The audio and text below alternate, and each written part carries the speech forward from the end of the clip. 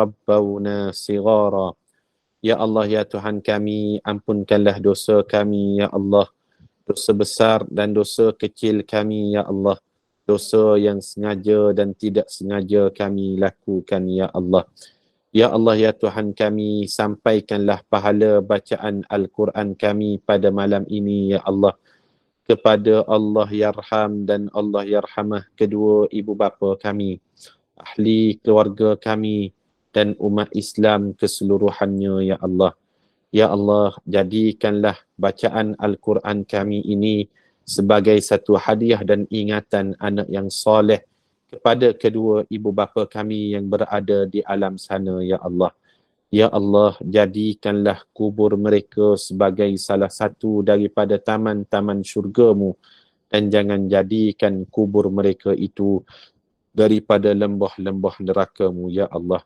Ya Allah, ya Tuhan kami, kabulkanlah hajat dan permintaan kami, ya Allah. Ya Allah, jadikanlah doa ini doa yang mustajab di sisi-Mu, ya Allah. Ya Allah, jika ada dalam kalangan kami yang sedang diuji dengan pelbagai penyakit, ya Allah. Ya Allah, dengan mustajabnya doa ini, Kau sembuhkan dan ringankanlah kesakitan kami, ya Allah. Ya Allah, sekiranya ada dalam kalangan kami ini, ya Allah, yang menginginkan zuriat dan cucu dalam kehidupan kami, ya Allah. Jangan sunyikan kehidupan kami, sunyi daripada hilai tawa anak-anak kecil, ya Allah. Ya Allah, ya Tuhan kami, jika ada dalam kalangan kami ini, ya Allah, yang sedang diuji dengan bebanan hutang, ya Allah, kesempitan ekonomi, ya Allah, murahkanlah kami dengan rezeki-Mu yang halal lagi barakah, ya Allah. Ya Allah, sesungguhnya Engkaulah yang mengetahui hajat yang zahir dan yang batin dalam diri kami, ya Allah. Ya Allah, ya Tuhan kami, jadikanlah kami hamba-hamba-Mu yang diberi izin oleh-Mu untuk mendapat syafaat daripada Al-Quran ini, ya Allah. Rabbana atina fid dunya hasanah, fil akhirati hasanatan wa qina adzaban nar. Wa sallallahu ala nabiyyina Muhammad wa ala alihi wa sahbihi wa baraka wa sallam. Walhamdulillahi rabbil alamin. Taqabbalallahu minna wa minkum. Assalamualaikum warahmatullahi wabarakatuh. InsyaAllah pada malam ini kita akan mentadabbur satu surah, namanya surah An-Nazi'at. Surah An-Nazi'at, para jemaah boleh buka Al-Quran, berada pada muka surat 583, mengandungi 46 ayat. 46 ayat, kita tak sempat baca semuanya pada malam ni. Kita hanya mengambil tadabbur, ibrah dan pengajaran dari ayat yang pertama hingga ayat yang ke-14 sahaja pada malam ni. Minggu akan datang, kita bermula ayat yang ke-15 surah An-Nazi'at sehinggalah pada ayat yang ke-26, dan minggu seterusnya ayat yang ke-27 sehinggalah ayat yang ke-46. InsyaAllah 3 siri, maka lengkaplah tadabbur surah An-Nazi'at. Banyak dah kita sebenarnya kita pilih. Sebelum ni kita pilih surah Al-Waqi'ah, selesai. Surah Al-Mulk, selesai. Surah An-Naba sebelum ni pun dah selesai. Malam ni kita pilih surah baru untuk kita ambil ibrah dan pengajarannya, namanya surah An-Nazi'at. InsyaAllah bermula ayat pertama hingga ayat yang ke-14. Apa pengajaran yang kita boleh ambil insyaAllah? Bismillahirrahmanirrahim. Ayat yang pertama dan ayat yang kedua. Allah Subhanahu wa ta'ala berfirman, "Wan-nasi'ati gharqa." Ayat yang kedua, "Wan-nashitati nashta." Maksudnya, demi makhluk-makhluk yang mencabut apa yang ditugaskannya mencabut dengan cara yang kasar. Makhluk di sini merujuk kepada malaikat. Malaikat yang mencabut nyawa, dia ada satu malaikat namanya, malaikat yang mencabut nyawa ini disebut dengan Malikil Maut. Malikil maut, dia ada tentera-tentera dia. Dia ada dia punya pasukan dia. Maka pasukan malaikat maut ini yang mencabut nyawa manusia ada cara dengan kasar, itu disebut sebagai An-Nazi'at. Malaikat An-Nazi'at. Malaikat An-Nazi'at ni malaikat yang mencabut nyawa manusia dengan cara kasar. Dia rentak begitu je nyawa manusia. Ni menunjukkan siapa golongan ni? Golongan-golongan antaranya golongan yang tidak beriman, orang kafir, orang syirik, bahkan ada orang Islam, tetapi dia ni termasuk dalam golongan orang yang fasik, yang berterusan melakukan dosa dan maksiat, maka direntak nyawa mereka itu dengan cara gharqa. Gharqa ni kasar, direntak nyawanya. Siapa malaikat yang merentak nyawa itu? Dia dikenali dengan gelaran An-Nazi'at, malaikat yang mencabut nyawa dengan kasar. Itu ayat yang pertama. Ayat yang kedua, wan-nashitati nashta, demi malaikat yang mencabut nyawa dengan lembut. Moga-moga kita termasuk dalam kalangan golongan ni lah. Saat sakaratul maut kita diringankan ketika menghadapi saat tersebut. Malaikat yang mencabut nyawa manusia dengan cara lemah lembut, dengan cara teratur, dengan cara sopan, dengan cara hikmah, dia ada gelarannya. Gelaran malaikat itu disebut An-Nashitat. Dia cabut macam mana? Nashta, dengan cara lemah lembut. Jadi di sini kita fahamlah. Malaikat maut, ketua dia ada tim-tim dia yang mencabut nyawa manusia ni. Kalau tim yang mencabut nyawa manusia dengan kasar, nama kumpulan ini disebut An-Nazi'at. Dan yang kedua yang mencabut nyawa dengan lembut, mereka dikenali dengan kumpulan An-Nashitat. Faham tak para jemaah sekalian? Kita belajar hari ni, rupa-rupanya malaikat ni dia ada dua kumpulan, malaikat maut. Malaikat An-Nazi'at, malaikat An-Nashitat. Kita doakan, kita termasuk dalam kalangan An-Nashitat, malaikat yang An-Nashitat, mencabut nyawa dengan hikmah, lembut, bijaksana kepada diri kita saat sakaratul maut kelak, insyaAllah. Sebab selalu kita doakan, Allahumma hawwin alaina fi sakaratil maut. Ya Allah, mudahkanlah kami saat menghadapi sakaratul maut. Mudahnya macam mana? Kerana dicabut nyawa oleh malaikat An-Nashitat, yang mencabut nyawa dengan lemah lembut, dengan hikmah, dengan cara yang sopan. Amin ya rabbal alamin. Moga kita termasuk kelompok ini. Ayat yang ketiga, yang keempat dan yang kelima, ini kita kena baca sekali lah, sebab cerita yang berturutan ataupun berkesinambungan. Was-sabihati sabha, dan demi makhluk yang cergas bergerak dengan gerak yang pantas. Siapa ni? Malaikat lah.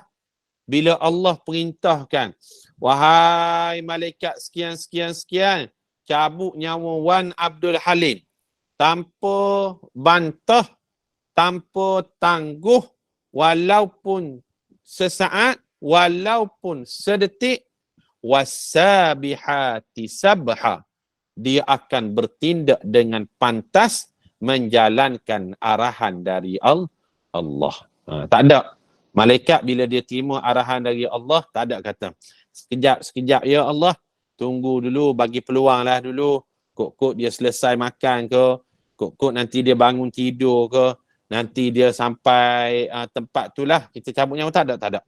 Bila Allah bagi perintah, masanya dah sampai, umurnya sudah tiba, ajalnya sudah sampai masa, maka Allah sebut was-sabihati sabha. Malaikat yang menerima arahan tadi bersegera melakukannya tanpa tangguh-tangguh lagi. Sebab itu kita tengok Ada orang sambil-sambil duduk kuliah je boleh meninggal dunia.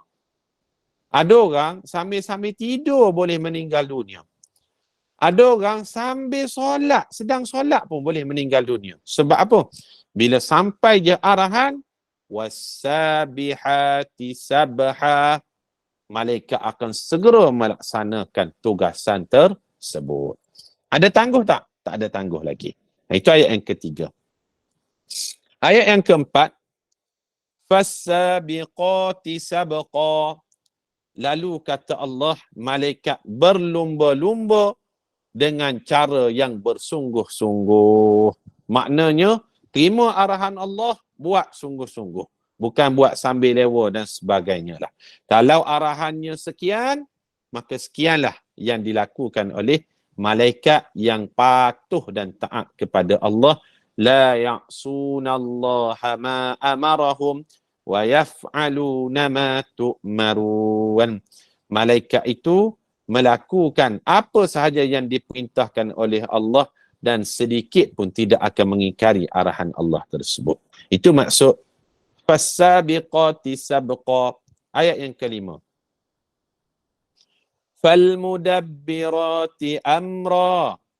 Serta menyempurnakan urusan yang diperintahkan kepadanya, iaitu sesungguhnya kamu akan dibangkitkan semula, kata Allah.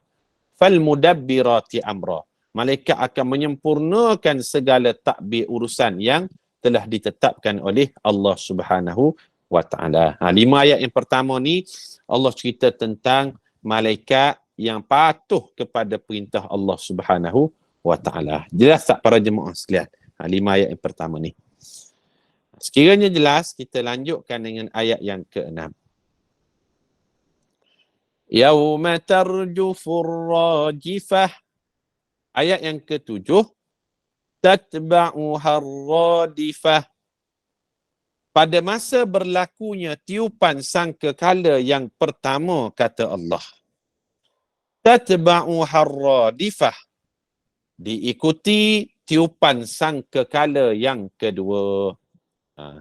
Ar-rajifah, ayat yang ke-6 itu, ia merujuk kepada sangkakala yang pertama yang akan menghancurkan seluruh alam semesta. Semua akan mati. Kullu man 'alaiha fan wa yabqa wajhu rabbika dzil jalali wal ikram.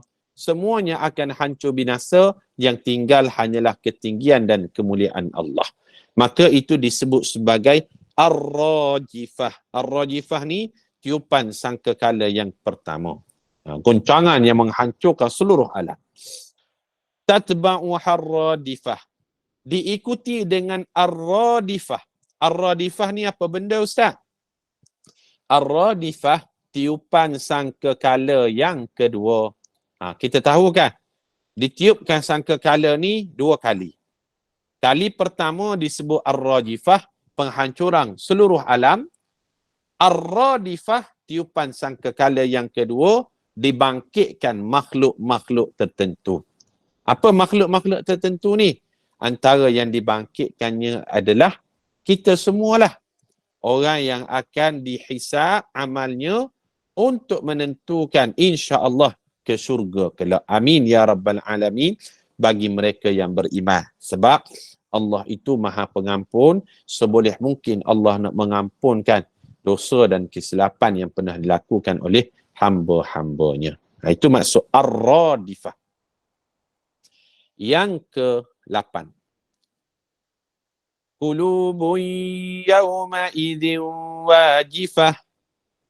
Maka kata Allah, pada hari kebangkitan, hati-hati manusia akan berdebar rasa takut.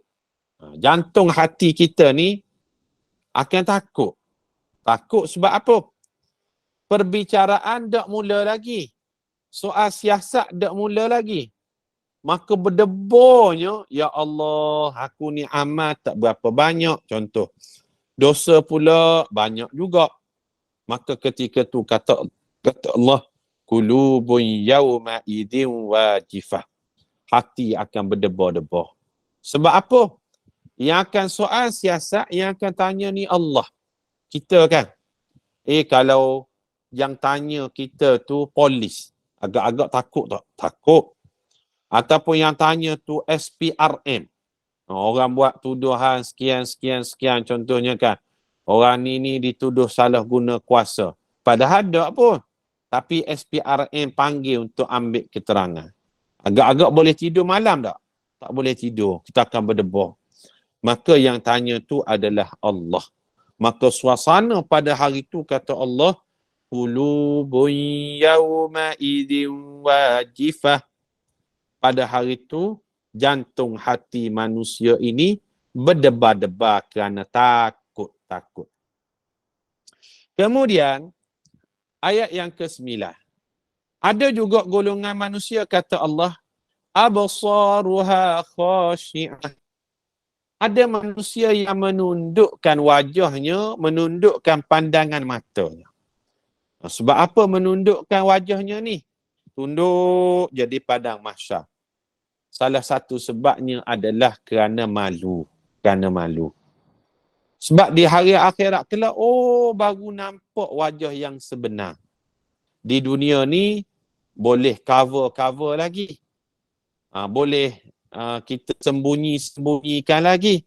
Boleh sorok lagi. Orang nampak bagus, baik. Tapi di hari akhirat, semua yang terhijab akan terbuka. Maka kerana malu, absaruha khashi'ah. Manusia itu menundukkan pandangannya. Subhanallah. Masya Allah.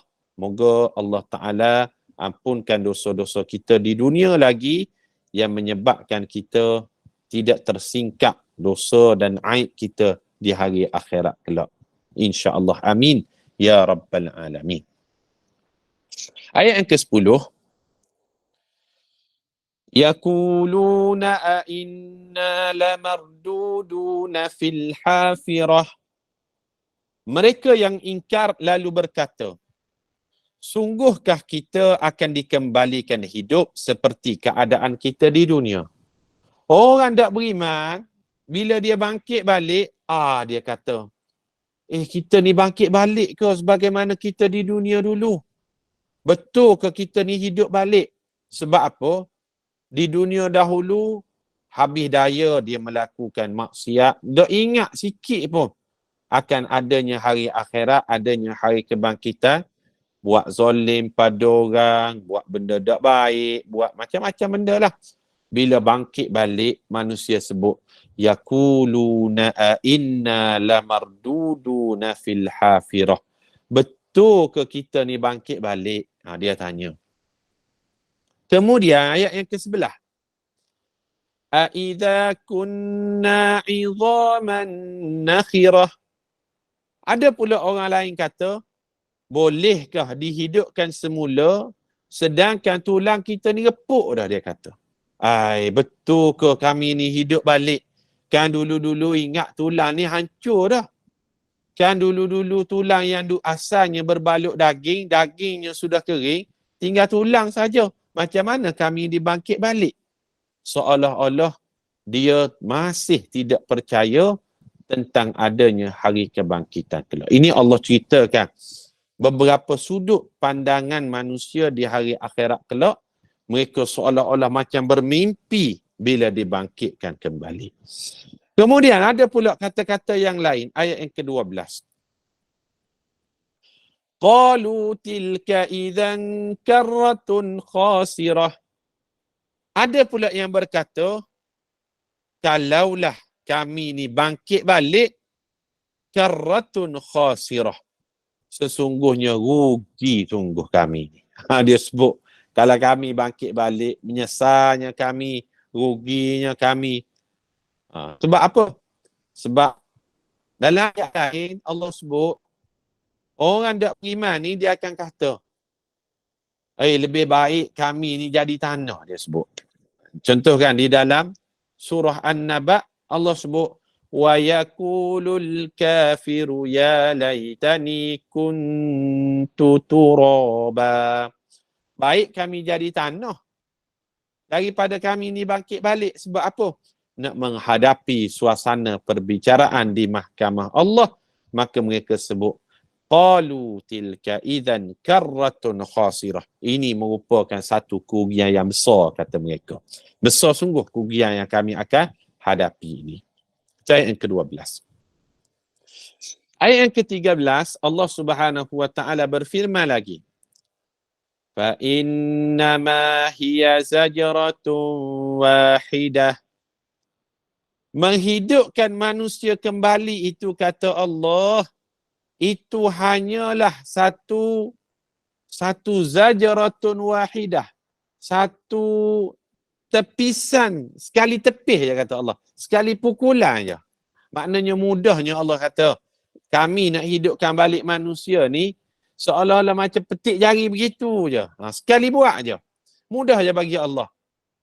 Innama amruhu idza arada syai'an an yakula lahu kun fayakun. Mudah je bagi Allah.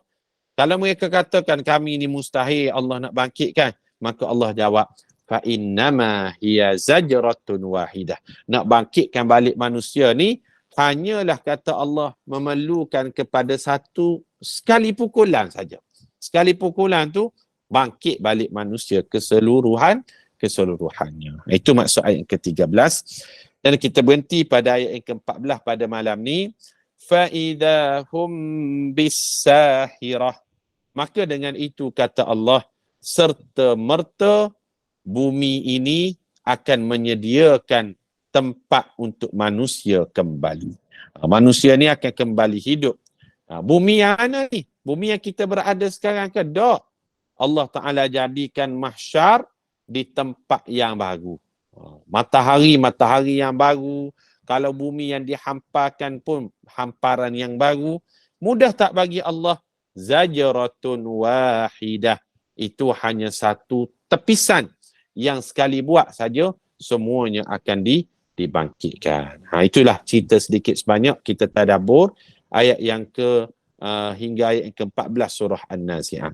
Ayat yang ke-15, ini lebih menariklah, diceritakan tentang kisah Nabi Musa.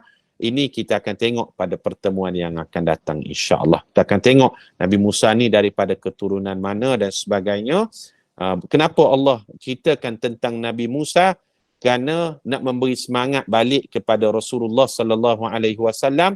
Wahai Muhammad, kalau kamu rasakan cabaran yang kamu hadapi menghadapi umat kamu ni berat, Nabi Musa lebih berat lagi. Sebab apa? Dia berdepan dengan Firaun. Yang kamu berdepan ni dengan bilih-bilih saja.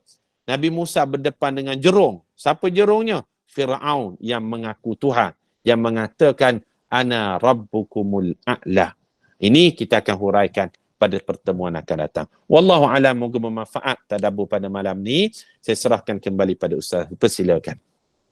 Okey, baik, alhamdulillah, syukran jazilan kasiran Al-Fadhil Ustaz Wan Halim di atas pimpinan bacaan surah-surah pilihan kita pada malam ini dan juga tadabbur daripada surah An-Nazi'at ayat 1 sampai ayat 14 insya-Allah. Jadi pada masa akan datang kita akan sambung daripada ayat 15 lah ke seterusnya insya-Allah dengan izin Allah.